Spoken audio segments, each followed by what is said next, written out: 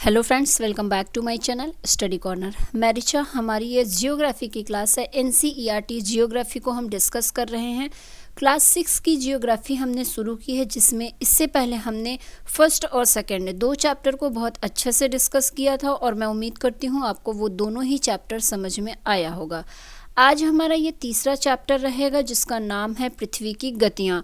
तो यहाँ पर हम मोशंस ऑफ द अर्थ को समझेंगे। हर एक लाइन इस चैप्टर का इम्पॉर्टेंट है, तो यहाँ से कुछ भी स्किप करने वाली चीज़ नहीं है और आपको बहुत ही कंसंट्रेट होकर इस चैप्टर को समझना पड़ेगा, क्योंकि यहाँ से आपको 6 से 7 क्वेश्चन देखने को एग्ज़ाम में मिल जाएंगे।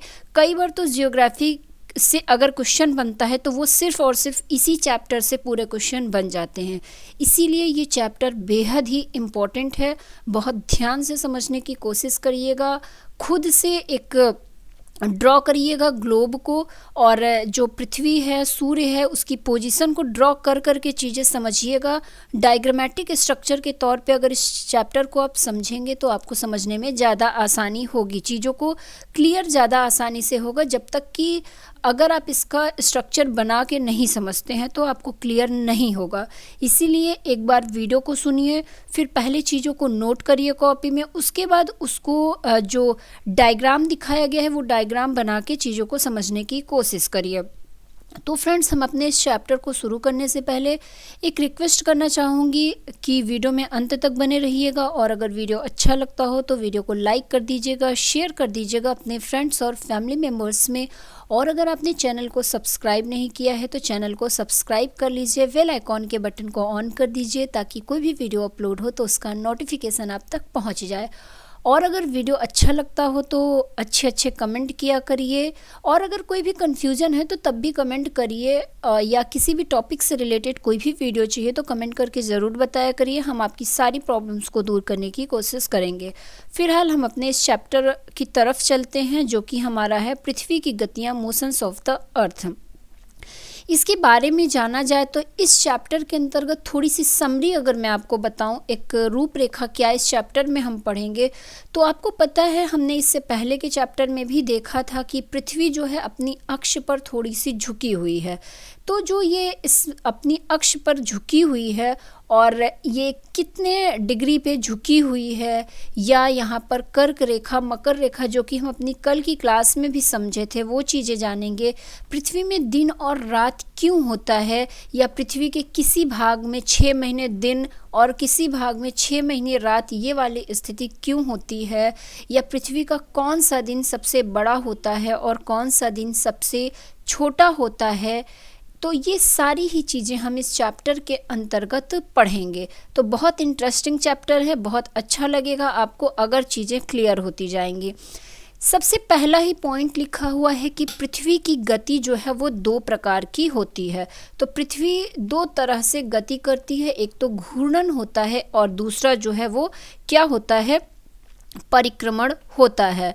तो क्या इसे हम कहेंगे कि पहला जो है हमारा नेमली इसको रोटेशन एंड रिवॉल्यूशन। तो इंग्लिश में जाना जाए तो as you know that the earth has 2 types of motions, namely rotation and revolution. तो हम इंग्लिश में भी चीज़ों को समझाते जाएंगे ताकि आपको ज़्यादा अच्छे से क्लियर हो जाए। फिर आगे लिखा हुआ है कि सूर्य के चारों ओर एक स्थिर कक्ष में पृथ्वी की गति को परिक्रमण कहते हैं। तो आपको पता होगा कि सूर्य के चारों ओर हमारी पृथ्वी जो है वो परिक्रमा करती है। तो एक स्थिर कक्ष में, जिस कक्ष के अंतर्गत ये पृथ्वी परिक्रमा करती है, इसे ही पृथ्वी की, इसी गति को पृथ्वी के क्या कहेंगे, हम परिक्रमण कहेंगे। तो यहाँ बताया गया है कि rotations is the movement of the earth on its axis. तो पृथ्वी का अपनी अक्ष पर घूर्णन, पृथ्वी का अपनी अक्ष पे जो घूमना है इसे हम क्या कहेंगे, घूर्णन कहेंगे, रोटेशन कहेंगे। और सूर्य के चारों ओर एक स्थिर कक्ष में पृथ्वी की गति को क्या कहेंगे, परिक्रमण या रिवॉल्यूशन कहेंगे। तो the movement of the earth around the sun in a fixed path or orbit is called revolution. तो ये चीज़ें आपको क्लियर हो गई होंगी। अब हम आगे बढ़ते हैं। तो बिल्कुल हर चीज़ को क्लियर करती जाइए। पृथ्वी अपने अक्ष पे जो घूम रही है उसे हम क्या कहेंगे, घूर्णन कहेंगे, रोटेशन कहेंगे। और सूर्य की चारों ओर जो एक कक्षा में, एक फिक्स कक्षा में ऑर्बिट में परिक्रमा कर रही है पृथ्वी, जो गति कर रही है, उसे हम क्या कहेंगे, रिवॉल्यूशन या परिक्रमण कहेंगे। अब आगे बताया गया है कि पृथ्वी का अक्ष जो है वो एक काल्पनिक रेखा होती है। तो कल की क्लास में हमने ग्लोब को देखा था। आप ग्लोब में देखेंगे तो जो गोला सा पृथ्वी का स्ट्रक्चर होता है वो एक पतली सी जो स्टिक में लटकी होती है, मतलब एक पतली सी स्टिक होती है जो कि उसके बीच से गुजरती है और उसी के चारों ओर वो ग्लोब जो है वो घूमता है। तो ऐसी ही एक काल्पनिक रेखा होती है हमारी पृथ्वी का, जो कि अक्ष कहलाती है। इसी काल्पनिक रेखा की, ये आपको दिखेगी नहीं एक्चुअल में, लेकिन ये एक काल्पनिक रेखा होती है जो इसके कक्षीय सतह से 66.5 डिग्री का कोण बनाती है। तो पृथ्वी जो है वो 66.5 डिग्री का कोण बनाती है अपने कक्षीय सतह से। इसके बाद है कि वह समतल जो कक्ष के द्वारा बनाया जाता है उसे क्या कहेंगे, उसे कक्षीय समतल कहेंगे। तो यहाँ बताया गया है कि the axis of the earth which is an imaginary line makes an angle of 66.5 degree with its orbital plane. The plane formed by the orbit is known as the orbital plane. तो इसे ही क्या कहेंगे, कक्षीय समतल या orbital plane कहेंगे। अब आगे बढ़ते हैं और आगे चीज़ें देखते हैं। आगे बताया गया है कि पृथ्वी सूर्य से प्रकाश प्राप्त करती है। तो ये आप सभी को पता होगा, पृथ्वी का अपना कोई प्रकाश नहीं है। पृथ्वी प्रकाशमान किस वजह से है, तो सूर्य के प्रकाश से यह प्रकाशवान है। पृथ्वी का आकार पहली बात तो गोला नहीं होता है, तो कभी भी गोला करके लिखा रहे तो वो गलत होगा, गोले की तरह होता है। तो यहाँ पर यही चीज़ लिखा गया है कि जो पृथ्वी का शेप होता है वो गोले के समान होता है, इसीलिए एक समय में सिर्फ इसके आधे भाग पर ही सूर्य की रोशनी प्राप्त होती है। तो ये गोला नहीं होता है, ये थोड़ा अंडाकार होता है, जैसे आप अंडे को देखते हैं उस तरह से होता है। अब आप एक बॉल मान लीजिए, ले लीजिए और उस बॉल के सामने आप एक कैंडल को जलाइए, तो क्या आपको देखने को मिलेगा, जो बॉल का सामने वाला हिस्सा है वहाँ तो उस कैंडल का प्रकाश जो है वो पड़ेगा, लेकिन बॉल का जो पीछे वाला हिस्सा है वहाँ पर प्रकाश नहीं पहुँच पाएगा। तो बिल्कुल ऐसे ही पृथ्वी पर भी सूर्य का प्रकाश आता है। जिस भाग पर, जो सामने वाला भाग रहता है वहाँ पर सूर्य का प्रकाश पड़ता है, तो उस भाग पे 6 महीने, उस भाग पे मतलब कह लीजिए दिन होता है।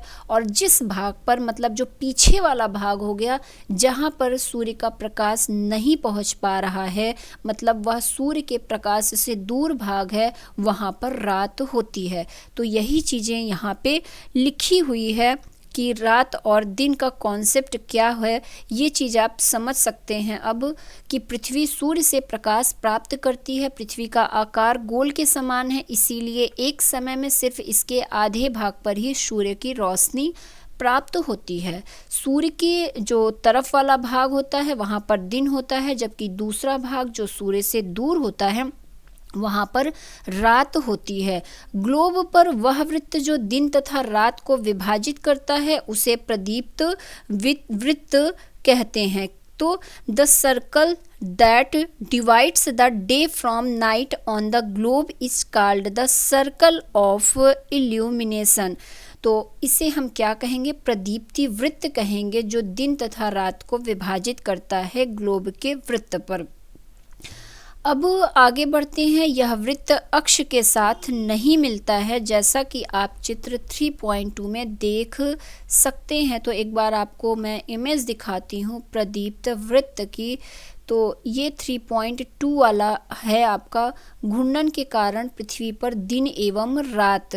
तो अगर कभी भी क्वेश्चन बने कि पृथ्वी पर दिन व रात किस वजह से होता है, तो वह घूर्णन की वजह से होता है। तो यहाँ बिल्कुल बहुत ही आसान तरीके से आपको दिखाया गया है कि ये सूर्य का प्रकाश है, सामने वाले भाग में पड़ रहा है, तो यहाँ दिन है तो इसको लाइट कलर से दिखाया गया है। और जहाँ पर ये भाग मतलब प्रकाश का सन नहीं पहुंच रहा है, वहाँ पर अंधेरा है, डार्क कलर से दिखाया गया है। तो यहाँ पर रात होगी और ये दिन और रात को जिस भाग से डिवाइड किया गया है उसे ही प्रदीप्त वृत्त कहा जाता है। तो ये चीज़ अब आपको क्लियर बिल्कुल हो गई होगी कि इल्यूमिनेशन किसे कहते हैं। इसके बाद इसे प्रदीप्त वृत्त कहते हैं। यह वृत्त अक्ष के साथ नहीं मिलता है, तो ये हमारा अक्ष ये वाला भाग होता है, तो यह अक्ष के साथ नहीं मिलता है। जैसा कि आप चित्र 3.2 में देख सकते हैं, पृथ्वी अपने अक्ष पर एक चक्कर पूरा करने में 24 घंटे का समय लेती है। तो एक ग्लोब अगर आपके घर में है तो उसको सामने रखिए और उस ग्लोब को आप रोटेट करेंगे तो एक रोटेशन पूरा करने में आपके सामने तो जो ग्लोब होगा वो तो शायद सेकंड भर का टाइम लेगा, लेकिन अगर पृथ्वी को चक्कर लगाना हो अपने अक्ष के परितः तो वह 24 घंटे में एक चक्कर जाके पूरा करती है। मतलब वो ग्लोब जो है अपनी पहली पोजीशन पे आने के लिए ये समझिए कि 24 घंटे लेगा। तो यही चीज़ लिखा हुआ है, पृथ्वी अपनी अक्ष पर एक चक्कर पूरा करने में 24 घंटे का समय लेती है। तो बहुत ही इम्पॉर्टेंट ये पॉइंट है, ये सारे ही क्वेश्चन बने हुए हैं, इसीलिए मैं यहाँ पर बार बार फोकस करवा रही हूँ। लिखा हुआ है कि the earth takes about 24 hours to complete one rotation around its axes. घूर्णन के समय काल को पृथ्वी दिन कहा जाता है, यह पृथ्वी की दैनिक गति होती है। तो the period of rotation is known as the earth day. तो कभी भी क्वेश्चन बने अगर कि पृथ्वी दिन या अर्थ डे किसे कहा जाता है, तो जो घूर्णन का समय काल होता है उसे ही पृथ्वी दिन कहा जाता है, यह पृथ्वी की दैनिक गति होती है। तो this is the daily motion of the अर्थ। तो यहाँ तक तो चीज़ें बहुत ही आसानी से आपको समझ में आई होगी, इतना कोई भी दिमाग में प्रेशर वाली बात मैंने यहाँ तक बताई नहीं है। अब आगे बढ़ते हैं, अब आपको प्रेशर वाली चीज़ें थोड़ा बताते हैं जहाँ पर आपको अपने दिमाग को थोड़ा खोल के रखना होगा। आगे बताया गया है कि अगर पृथ्वी घूर्णन नहीं करे तो क्या होगा। सूर्य की तरफ वाले पृथ्वी के भाग में हमेशा दिन होगा। तो अभी ये आप कल्पना करिए, आप ग्लोब को अपने सामने रखिए या उसके इमेज को अपने माइंड में रखिए और सोचिए कि अगर वो ग्लोब रोटेट ना करे तब क्या होगा। तो सूर्य की तरफ वाला जो भाग है वहाँ जीवन भर जो है वो दिन होगा और सूर्य का प्रकाश जिस भाग में नहीं पड़ रहा है, मतलब पृथ्वी के पीछे वाले भाग पे, वहाँ जीवन भर क्या होगा, जीवन काल तक रात रहेगी। और जहाँ पर सूर्य का प्रकाश पड़ेगा तो ऑब्वियसली उस भाग में गर्मी हमेशा पड़ेगी और जहाँ पर अंधेरा रहेगा वहाँ पूरे समय ठंड पड़ेगी। तो इस तरह की अवस्था में जीवन पॉसिबल ही नहीं है, इसीलिए पृथ्वी का रोटेट करना बेहद ही इम्पॉर्टेंट है। पृथ्वी की दूसरी गति जो सूर्य के चारों ओर कक्ष में होती है उसे परिक्रमण कहते हैं। तो अभी तक तो हमने घूर्णन को देखा जहां पृथ्वी अपनी अक्ष के परितः घूम रही थी। अब दूसरा जो था वो परिक्रमण था, जो जिससे हमने कहा कि पृथ्वी हमारी जो सूर्य की चारों ओर एक निश्चित कक्षा में चक्कर लगा रही है, परिक्रमा कर रही है, उसे ही हम क्या कहेंगे, परिक्रमण कहेंगे। तो काफ़ी इम्पॉर्टेंट ये पॉइंट दिया हुआ है, ऊपर ये चीज़ें हमने देखी भी और यहाँ भी ये चीज़ देखने को मिल रही है। तो यहाँ पे बताया गया है कि the second motion of the earth around the sun in its orbit is called revolution. पृथ्वी एक वर्ष या 365 मतलब 365 से 1/4 दिन में सूर्य का एक चक्कर लगाती है। तो ये एग्जैक्ट जो यहाँ पर नंबर दिया गया है आपको यही याद रखना होगा कि पृथ्वी एक वर्ष या 365 सही 1/4 दिन में सूर्य का एक चक्कर लगा पाती है। तो लगभग कह लीजिए 1 साल में एक चक्कर हमारी पृथ्वी सूर्य का लगाती है। तो ये चीज़ें आपको समझ में आ गई होगी। अब आगे यहाँ पर लिखा है कि हम लोग एक वर्ष 365 दिन को मानते हैं तथा सुविधा के लिए 6 घंटे को इसमें नहीं जोड़ते हैं। तो यहाँ पर 1/4 को हम नहीं जोड़ते हैं, तो इसीलिए सीधे शब्दों में हम यही कह देते हैं कि 365 दिन में पृथ्वी सूर्य का एक चक्कर पूरा करती है। लेकिन अगर ऑप्शन में 365 भी है और 365 सही एक 1/4 भी लिखा हुआ है, तो आपको राइट में ये वाला टिक 1/4 वाला करना होगा। अब आगे ये इमेज, इसमें जो भी चीज़ें लिखी हैं वो मैं बहुत डिटेल में बहुत अच्छे से बताऊंगी। अब आगे पूरा चैप्टर जो है इस इमेज पर ही आपका बेस्ड है। सारी चीज़ें इस चैप्टर में जो भी डिस्कस की गई हैं वो इस इमेज के अंदर हैं। तो इस इमेज को डिस्कस करने से पहले नीचे कुछ और इम्पॉर्टेंट पॉइंट है वो देख लेते हैं, फिर यहाँ पे आते हैं। अब आगे बताया गया है कि 4 वर्षों में प्रत्येक वर्ष के बचे हुए 6 घंटे मिलकर एक दिन यानी 24 घंटे के बराबर होता है। तो हमारे यहाँ हम एक वर्ष 365 दिन को मानते हैं, लेकिन जबकि 365 सही 1/4 दिन का एक वर्ष होता है, तो हम जो 6 घंटे छोड़ते जाते हैं, तो जब 4 साल बीत जाता है तो वो 6 घंटे मिलके एक दिन मतलब 24 घंटे में परिवर्तित हो जाता है। तो अब क्या होगा, वो 24 घंटा जो है 365 दिन में जुड़ के 366 दिन हो जाएगा।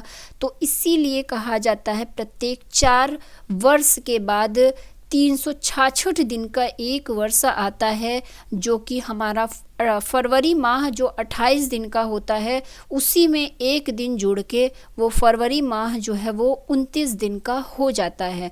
तो ये कॉन्सेप्ट अब आप समझ गए होंगे कि 4 वर्ष के बाद हमारी जो कैलेंडर है वो 366 दिन का कैसे हो गया। तो ये 6 घंटे हम कभी कैलकुलेट नहीं करते हैं, जबकि 365 सही 1/4 दिन का हमारा एक वर्ष होता है। तो उसी 6 घंटे को 4 साल में जोड़ के एक दिन के रूप में वो परिवर्तित हो जाता है, और वही 4 साल के बाद जो है 366 दिन का हमारा साल होता है, और जो फरवरी माह है वो 29 दिन का हो जाता है। तो यही चीज़ें यहाँ पे लिखी हुई है, और इसे ही हम क्या कहेंगे, लीप वर्ष कहेंगे। तो जो वर्ष 366 दिन का होगा उसे क्या कहा जाएगा, उससे लीप वर्ष कहा जाएगा। तो लीप ईयर या लीप वर्ष किसे कहेंगे, जो वर्ष 366 दिन का होगा। तो 6 hours saved every year are added to make one day over a span of 4 years. This surplus day is added to the month of February. Thus, every 4th year, February is of 29 days instead of 28 days. Such a year with 366 days is called a leap year. तो ये चीज़ समझ में आ गई होगी। आगे बताया गया है कि पृथ्वी दीर्घ वृत्ताकार पथ पर सूर्य के चारों ओर चक्कर लगाती है। तो पृथ्वी जो है सूर्य के चारों ओर चक्कर लगाती है एक फिक्स्ड ऑर्बिट में, और ये चक्कर कैसे लगाती है, दीर्घ वृत्ताकार पथ पर। तो यही चीज़ बताया गया है कि it is clear that the earth is going around the sun in an elliptical orbit. तो दीर्घ वृत्ताकार भी याद रखिएगा, ये भी क्वेश्चन बनता है कि पृथ्वी सूर्य के चारों ओर किस पथ पर चक्कर लगाती है। तो यह दीर्घ वृत्ताकार मतलब एलिप्टिकल ऑर्बिट में चक्कर लगाती है। आगे बताया गया है कि पृथ्वी पूरे कक्ष में एक ही दिशा में झुकी हुई होती है। तो पृथ्वी जब सूर्य का चक्कर ऐसे सर्कल में लगाती है, तो ये जो इसका झुकाव है वो अपने अक्ष पर एक ही दिशा में झुकी हुई होती है। ऐसा नहीं होता है कि एक बार लेफ्ट में झुक गई, एक बार राइट में झुक गई, या एक बार उत्तर की साइड झुक गई, एक बार दक्षिण की साइड। ऐसा नहीं होता है। वो जिस एंगल में झुकी है उसी एंगल में उसकी पोजीशन रहती है, और वो उसी एंगल में सूर्य का चक्कर लगाती है। तो यही चीज़ लिखा हुआ है यहाँ पर। अब आगे बताया गया है कि सामान्यतः एक वर्ष को गर्मी, सर्दी, वसंत और शरद ऋतु में बांटा गया है। तो हमारी पृथ्वी पर 4 ऋतुएं होती हैं। ये भी क्वेश्चन बनता है। A year is usually divide into summer, winter, spring and ottoman season. तो ये चारों ऋतुएं कहलाती हैं। ऋतुओं में परिवर्तन क्यों होता है? तो सूर्य के चारों ओर पृथ्वी की स्थिति में परिवर्तन के कारण जो है वो ऋतुओं में परिवर्तन होता है। तो काफ़ी इम्पोर्टेंट ये लाइन लिखी हुई है। जब हमारी पृथ्वी सूर्य के चारों ओर दीर्घ वृत्ताकार पथ पर चक्कर लगाती है तो क्या होता है, कभी कभी पृथ्वी जो है वो पृथ्वी के किसी भाग पर सूर्य का प्रकाश बिल्कुल सीधा पड़ता है तो वहाँ पर गर्मी का दिन होगा, और जिस भाग में सूर्य का प्रकाश नहीं पड़ रहा है वहाँ पर ठंड का दिन होगा। तो इस तरह से सूर्य के चारों ओर जो पृथ्वी की स्थिति होगी उसी के अकॉर्डिंग जो है वो ऋतुएं भी परिवर्तित होती जाएंगी। जैसे जैसे पृथ्वी की पोजीशन चेंज होती जाएगी वैसे वैसे उस भाग पे ऋतुएं भी बदलती जाएंगी। तो ये चीज़ें आपको बहुत अच्छे से समझ में आ गई होगी।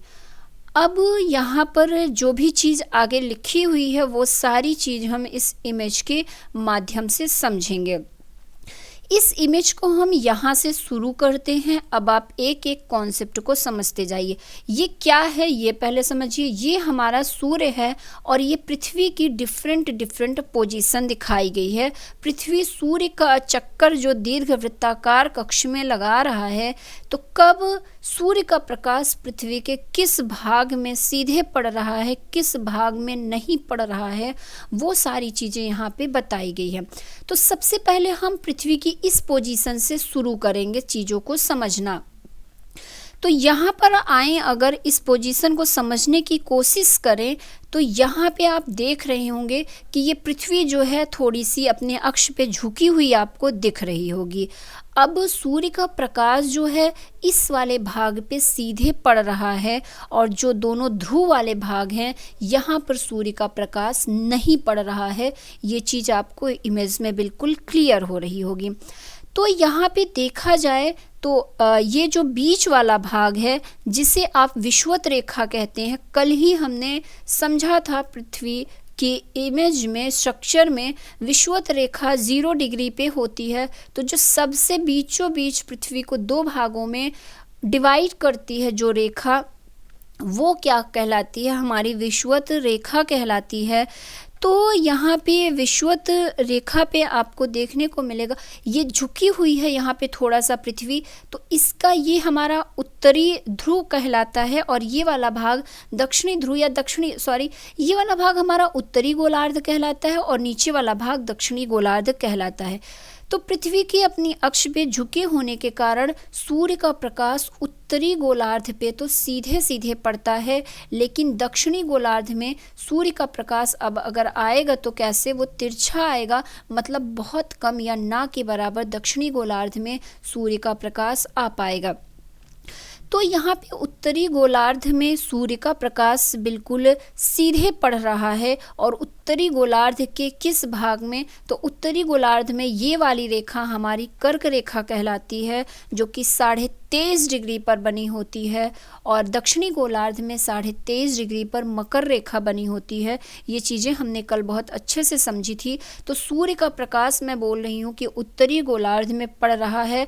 उत्तरी गोलार्ध के कर्क रेखा के आसपास वाले एरिया में सूर्य का प्रकाश बिल्कुल लंबवत, बिल्कुल सीधा पड़ रहा है। तो कर्क रेखा वाले भाग में क्या होगा, 21 जून को, यहाँ पे 21 जून लिखा हुआ है, तो 21 जून को सबसे लंबा दिन तथा सबसे छोटी रात होती है। ये क्वेश्चन सीधे सीधे एग्जाम में बनता है कि सबसे लंबा दिन तथा सबसे छोटी रात किस दिन होता है, तो यह 21 जून को होता है उत्तरी गोलार्ध में कर्क रेखा के आसपास वाले इलाके में। अब जो दक्षिणी गोलार्ध है यहाँ पे क्या होगा, सूर्य का प्रकाश कम पहुँच पाएगा, तो यहाँ पे सूर्य की ऊष्मा बहुत कम आएगी। तो इस एरिया में क्या होगा, क्योंकि यहाँ पे सूर्य की प्रकाश की किरणें जो हैं वो तिरछी पड़ेंगी, तो इस एरिया में शीत ऋतु होगा, यहाँ पर ठंडी पड़ेगी। और जहाँ पर सूर्य की किरणें बिल्कुल लंबवत पड़ रही हैं, यहाँ पर ऊष्मा बहुत अधिक होगा इस एरिया में। तो इस तरह से इस भाग को क्या कहेंगे, 21 जून वाले दिन को जहाँ पर सूर्य का प्रकाश लंबवत पृथ्वी के पड़ रहा है, उसे उत्तर अयनांत या समर सोलेटिस कहा जाता है। उत्तर अयनांत की स्थिति 21 जून को होती है। तो ये चीज़ आपको समझ में आ गया होगा। अब हमारा सूर्य परिक्रमा करते करते यहाँ पे हमारी पृथ्वी जो है वो सूर्य का चक्कर लगाते लगाते अपनी पोजीशन को चेंज की, और अब ये यहाँ पे आ गई, मतलब सूर्य के बिल्कुल दक्षिण दिशा में आ गई। यहाँ सूर्य के पश्चिम दिशा में थी, तो हमने 21 जून वाली घटना को देखा और उत्तर अयनांत वाली घटना को देखा। अब जब सूर्य के दक्षिण की तरफ पृथ्वी आ गई, तो देखिए पहली बात तो ये अपनी अक्ष पे जो झुकी है सेम उसी तरह से हर पोजीशन में झुकी रहेगी। तो इसके झुकाव की जो दिशा है वो कभी भी परिवर्तित नहीं होगी। जब हमारी पृथ्वी सूर्य से बिल्कुल नीचे की तरफ आ जाती है दक्षिण की दिशा में, तब क्या होता है, अब क्या होगा, ये सूर्य का प्रकाश जो है वो कहाँ पर सीधा पड़ेगा, तो अब सूर्य का प्रकाश जो है ये इसके दक्षिणी गोलार्ध में पड़ेगा। इसके दक्षिणी गोलार्ध में ज़्यादा पड़ेगा, क्योंकि ये चीज़ें तिरछी हो गई। तो अब सूर्य का प्रकाश इस वाले भाग में सीधे सीधे पड़ेगा, दक्षिणी गोलार्ध वाले भाग में। तो अब क्या होगा कि दक्षिणी गोलार्ध वाला दिन जो है वो सबसे लंबा दिन होगा, और मतलब 23 सितंबर को दक्षिणी गोलार्ध में सबसे लंबा दिन और सबसे छोटी रात होगी। तो ये चीज़ ध्यान रखिएगा। और दक्षिणी गोलार्ध में हमारी मकर रेखा स्थित है, तो मकर रेखा के आसपास वाले भाग में ही सूर्य का प्रकाश लंबवत पड़ेगा, तो यहाँ पर ऊष्मा अत्यधिक होगा। तो यहाँ पर 23 सितंबर को जो है वो सबसे लंबे दिन और सबसे छोटी रात होगी। इसको क्या कहेंगे, इस घटना को दक्षिणी अयनांत या विंटर सॉल्स्टिस कहेंगे। चीज़ें नहीं समझ में आ रही होंगी तो आगे लिखा हुआ भी है, हम उसे भी समझाएंगे, लेकिन एक बार यहाँ डायग्राम के थ्रू समझेंगे तो चीज़ें ज़्यादा समझ में आएंगी। तो अब यहाँ आपको देखने को मिल रहा होगा, अब ये उत्तरी गोलार्ध में सूर्य का प्रकाश नहीं पहुँच पा रहा है, तो यहाँ पे शरद ऋतु हो जाएगा और यहाँ दक्षिणी गोलार्ध में वसंत ऋतु हो जाएगा। फिर अब सूर्य जो पृथ्वी जो है वो परिक्रमा करते करते सूर्य के पूर्व दिशा की ओर जब आएगी, तब क्या कंडीशन बनेगी। तो जब यहाँ पर एक गलती हो गई है, ये वाला चीज़ जो है ये आप भूल जाइए। इसके बाद हम इस पोजीशन को डिस्कस करेंगे, क्योंकि 23 सितंबर और 21 मार्च को तो सूर्य का प्रकाश क्या हो रहा है, ये यहाँ पर विषुवत वृत्त पे पड़ रहा है। तो ये चीज़ें गलत हो गई हैं। यहाँ तक आप चीज़ें समझ लिए होंगे, इसके बाद हम इस वाली पोजीशन पे आएंगे। तो ये चीज़ अभी आप भूल जाइए, मैंने जो भी बताया है बहुत बड़ी मिस्टेक हो गई है, तो इसको आप स्किप करिए और अब आगे बढ़िए। इस वाली पोजीशन के बाद से हम आ रहे हैं यहाँ पे सीधे सीधे।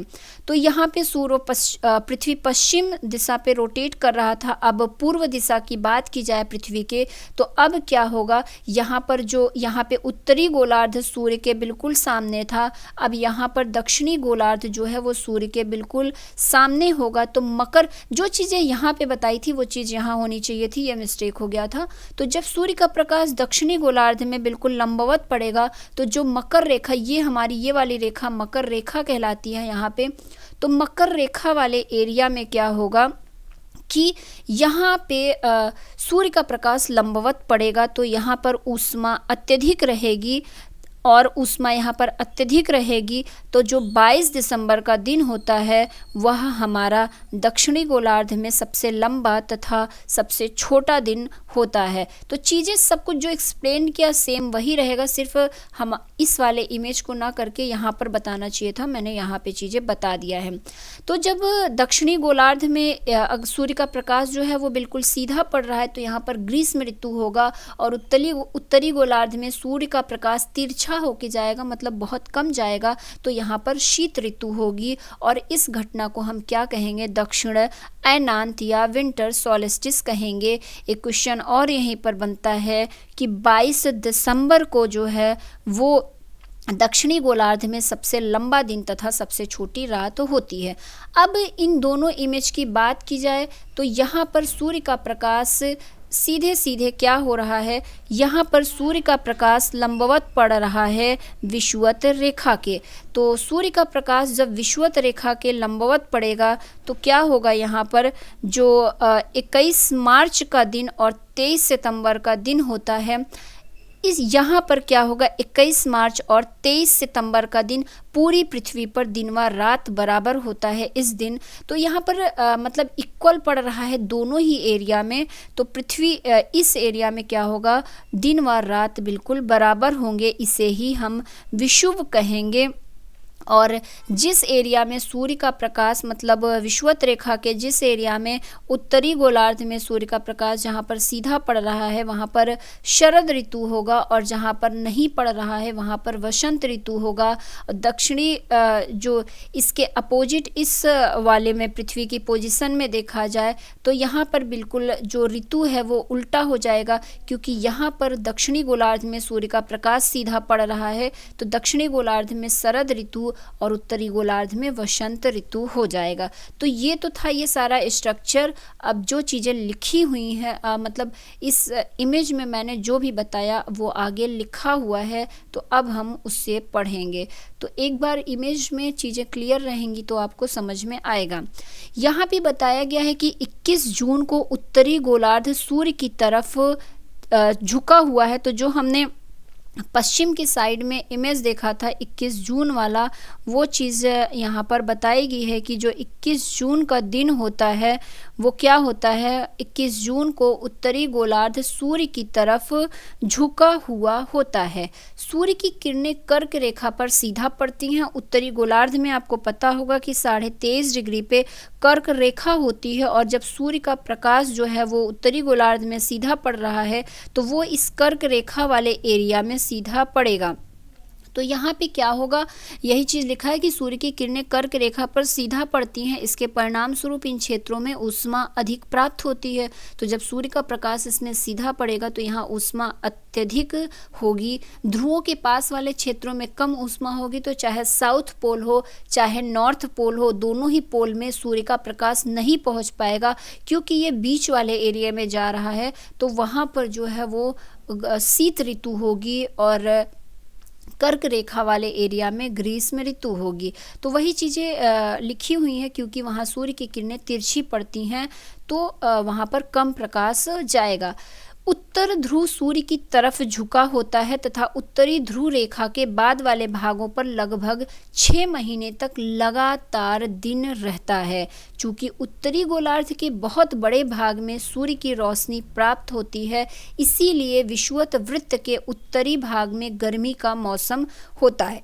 तो विषुवत वृत्त की बात की जाए तो पृथ्वी को बीचों बीच जो 2 भागों में डिवाइड करती है उस वृत्त को विषुवत वृत्त कहते हैं। तो जो ऊपर वाला भाग होता है, उत्तरी वाला भाग, वहाँ पर सूर्य का प्रकाश ज़्यादा जा रहा है तो वहाँ पर गर्मी का मौसम रहेगा। इसके बाद बताया गया है कि 21 जून को इन क्षेत्रों में सबसे लंबा दिन तथा सबसे छोटी रात होती है। पृथ्वी की इस अवस्था को उत्तर अयनांत कहा जाता है। तो अब चीज़ें आपको समझ में आ गई होंगी कि उत्तर अयनांत की घटना कब होती है या किससे कहा जाता है। एक बार मैं इन चीज़ों को फिर से इंग्लिश में भी एक्सप्लेन करती हूँ ताकि चीज़ें और ज़्यादा आपको क्लियर हो जाएं। तो यहाँ पे बताया गया है कि on 21 June the northern hemisphere is tilted toward the sun. The rays of the sun fell the rays of the sun fall directly on the tropic of Cancer. As a result, these areas receives more heat. The areas near the poles receive less heat as the rays of the sun are slanting. The North Pole is inclined toward the sun and the places beyond the Arctic. इसके बाद लिखा गया है Arctic circle experience continuous day light for about 6 months since a large portion of the northern hemisphere is getting light from the sun. It is summer in the regions north of the equator. The longest day and the shortest night at these places occur on 21st June. At this time in the southern hemisphere all these conditions are reversed. बिल्कुल उल्टा हो जाएगा क्योंकि वहाँ पर सूर्य का प्रकाश पड़ ही नहीं रहा है. It is a winter season there. The nights are longer than the days. This position of the earth is called the summer solstice. तो इससे क्या कहेंगे, उत्तर अनांत कहेंगे. इसके बाद 22 दिसंबर को जो हमने ये इधर पूर्व की साइड में देखा था, अब ये वाला जो स्ट्रक्चर था, अब इसके बारे में आगे बताया गया है 22 दिसंबर वाली घटना के बारे में. तो यहाँ पे बताया गया है कि 22 दिसंबर को दक्षिणी ध्रुव के सूर्य की ओर झुके होने के कारण मकर रेखा पर सूर्य की किरणें सीधी पड़ती हैं. तो मकर रेखा कहाँ पर स्थित होता है, पहले तो ये क्लियर होना चाहिए. तो मकर रेखा जो है वो दक्षिणी ध्रुव की तरफ 23.5 डिग्री पर स्थित होता है.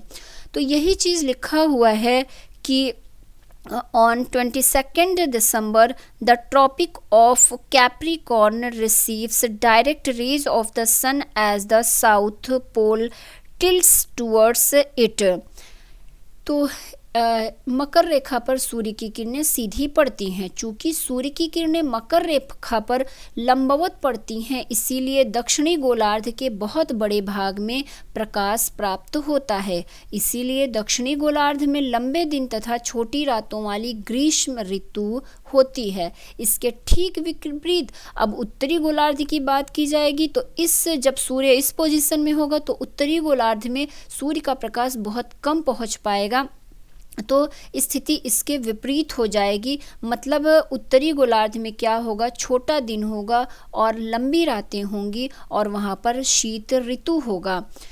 पृथ्वी की इस अवस्था को दक्षिण अयनांत कहा जाता है. तो इसे हम दक्षिण अयनांत कहेंगे इस पृथ्वी की अवस्था को. तो चीज़ें एक बार मैं इंग्लिश में भी बता देती हूँ. On 22nd December the tropic of Capricorn receives direct rays of the sun as the south pole tilts toward it. As the sun's rays fall vertically at the tropic of hemisphere, tropic of Capricorn मतलब जो 23.5 degree south में है, a larger portion of the southern hemisphere gets light. Therefore it is summer in the southern hemisphere with longer days and shorter hemispheres. This position of the earth is called the winter solstice. तो ये चीज़ें हो गई आपको 22 दिसंबर और 21 जून की घटना समझ में आ गई होगी. अब जो है उत्तर की साइड और दक्षिण की साइड, सूर्य के उत्तर और दक्षिण की साइड जो पृथ्वी की पोजीशन है उसके बारे में यहाँ पे बताया गया है. तो 21 मार्च एवं 23 सितंबर को सूर्य की किरणें विषुवत वृत्त पर सीधी पड़ती हैं.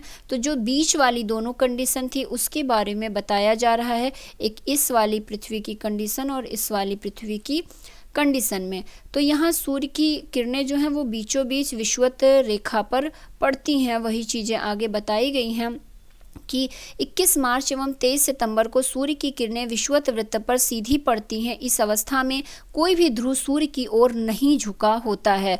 तो ना ही साउथ पोल ना ही नॉर्थ पोल सूर्य की तरफ होता है. तो बीच वाला जो है वो पोजीशन सूर्य की तरफ होता है. वही विषुवत रेखा जिसे हम कहते हैं, विषुवत वाला पोजीशन जो है सूर्य की तरफ होता है.